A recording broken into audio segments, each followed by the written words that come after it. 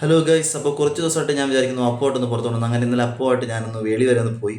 അപ്പോൾ ഞങ്ങളവിടെ ചെന്നപ്പോൾ ഞങ്ങൾ ആദ്യം പോയത് അവിടുത്തെ ട്രെയിൻ കയറാണ്. പക്ഷേ അവിടെ ചെന്നപ്പോൾ ടൈം ആയിട്ടില്ല എന്ന് പറഞ്ഞിട്ട് പിന്നെ ഞാനും അപ്പുവിനും കൂടിയിട്ട് അവിടെ നിന്ന് ഊഞ്ഞാലാടി. അപ്പോൾ അപ്പു ആടുന്നത് കണ്ടിട്ട് എനിക്ക് നൊസ്റ്റ അടിച്ചു. അങ്ങനെ തൊട്ടടുത്തുള്ള മാവിൻ കൊമ്പിൽ ഊഞ്ഞാലിൽ കയറി ഞാനും അങ്ങ് ആട്ടം തുടങ്ങി. ശരിക്കും പറഞ്ഞാൽ ആടി തുടങ്ങിയപ്പോഴാണ് പഴയ ഓർമ്മകളൊക്കെ ഓടി വരുന്നത്. പണ്ട് പണ്ട് വീടിൻ്റെ മുറ്റത്തുള്ള മാവിൻ കൊമ്പിൽ ഓണക്കാലത്ത് അമ്മയും അച്ഛനും കൂടി ചേർന്ന് എനിക്ക് ഊഞ്ഞാൽ കെട്ടി തന്നാണ് ഓർമ്മയിൽ വന്നത്. അപ്പോൾ ആടിക്കൊണ്ടിരുന്നപ്പോഴാണ് അപ്പൻ ഐസ്ക്രീം വേണമെന്ന് പറഞ്ഞിട്ട് ഞാനും അപ്പവും കൂടെ പോയി നേരെ ഐസ്ക്രീം വാങ്ങിച്ചു. ഐസ്ക്രീം വാങ്ങിച്ച് കുറച്ച് നേരം ട്രെയിൻ ഓപ്പൺ ചെയ്യുന്നവരെ ചില്ല് ചെയ്യാന്ന് പറഞ്ഞ് നമ്മൾ കുറച്ച് നേരം ഇങ്ങനെ നടന്നു.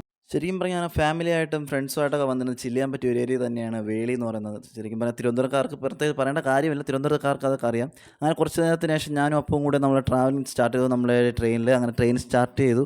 കുട്ടികൾക്ക് തീർച്ചയായും ഇഷ്ടപ്പെടുന്ന ഒരു തരം ട്രിപ്പാണ് നമ്മുടെ ഈ ഒരു ചെറിയ ട്രെയിൻ യാത്ര. അപ്പോൾ നമുക്ക് ഇതിലൂടെ നമുക്ക് എന്ത് ചെയ്യും, നമ്മുടെ വേളിക്കകത്ത് ജസ്റ്റ് ഒന്ന് ചുറ്റിക്കാണിക്കുക എന്നുള്ളതാണ് ഇതിൻ്റെ ഉദ്ദേശം.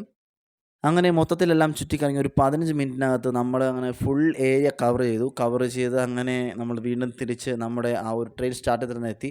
പിന്നെ ഞാനും അപ്പവും കൂടി ചേർന്ന് ആടുന്ന പാലം കടന്ന് നമ്മൾ നേരെ പോയത് ബീച്ചിലേക്കായിരുന്നു. ബീച്ചിലേക്ക് ചെന്ന് കയറിയപ്പോഴത്തേനും നമ്മൾ മുൻപ് വന്നതിനേക്കാളും കരയിലോട്ട് കുറച്ച് കടൽ കയറിയിട്ടുണ്ടായിരുന്നു. അങ്ങനെ ഞാനും ഒപ്പം കുറച്ച് കരയിലേക്ക് തന്നെ നിന്നു. അങ്ങനെ ഇറങ്ങിയപ്പോൾ മുതൽ അപ്പുവിന് അവിടെ തന്നെ കുറേ നേരം നിൽക്കണം എന്നുള്ളൊരു ആഗ്രഹം ഉണ്ടായിരുന്നതുകൊണ്ട് നമ്മൾ അവിടെ തന്നെ കുറേ നേരം നിന്നു. ഇടയ്ക്ക് ഞങ്ങൾ കുറച്ച് അങ്ങോട്ട് ഇറങ്ങി.